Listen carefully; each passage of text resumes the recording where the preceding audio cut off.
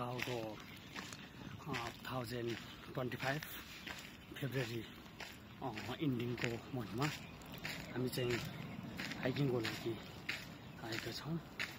यो चाहिँ मकाउको टाइपा स्थित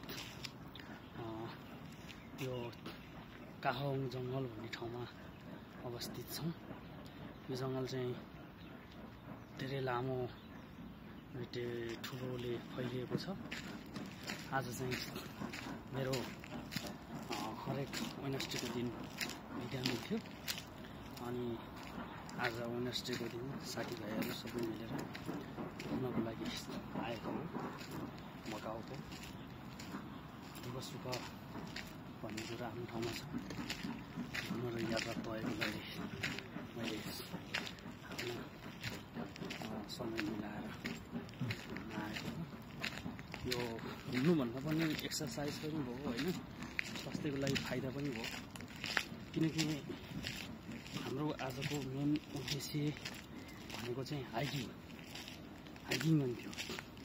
हाइकिङ भन्ने कुरो चाहिँ के जनाउँछ भनेको, हाइकिङ भनेको एकदम माउन्टेन एरियामा चाहिँ हिँड्नु, डाँडा चढ्नु जनाउँछ क्या। त्यसरी गर्दा हामी आज चाहिँ हाइकिङको यात्रामा हिँडेको हो होइन।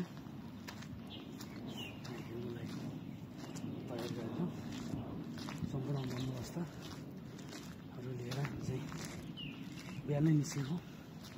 धेरै लामो यात्रा तय गरिसकेको, थको लागेको छ। अहिले अलिकति गलेको पनि अवस्था छ। यो चाहिँ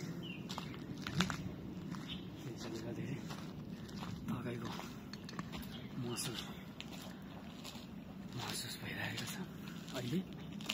अनि मेरो नाम चाहिँ सबैले चिन्नु भएको होला। मेरो नाम चाहिँ सकुल कार्की, घर नुवाकोट, हाल मकाउमा छु होइन। मकाउमा को यात्रामा यसो छोटो क्लिप बनाएर पछिको लागि सम्झनाको लागि गरौँ भनेर मेरो यो अप्लोड मात्रै हो होइन।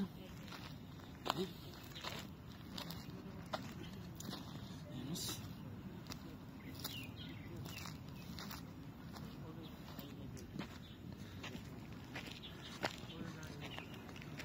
सेक्युरिटी पोस्ट पनि रहेछ यहाँ।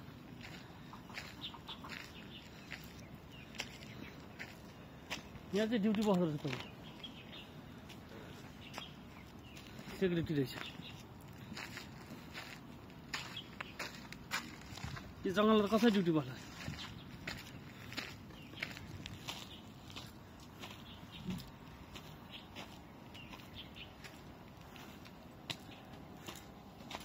कस्तो लागिरहेछ दाजु हाइकिङ?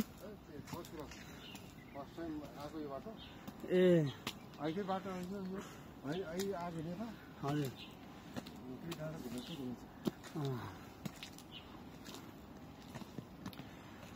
बजारमा ड्युटी गरेछ यस्तो डाँडा काँडा हिँड्नु पनि रमाइलो लाग्ने कि है दाजु?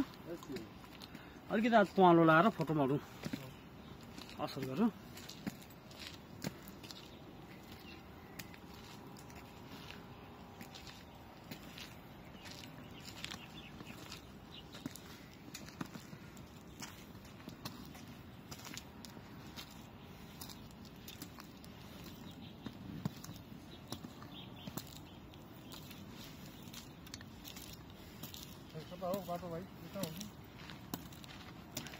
उतै होला दाजु।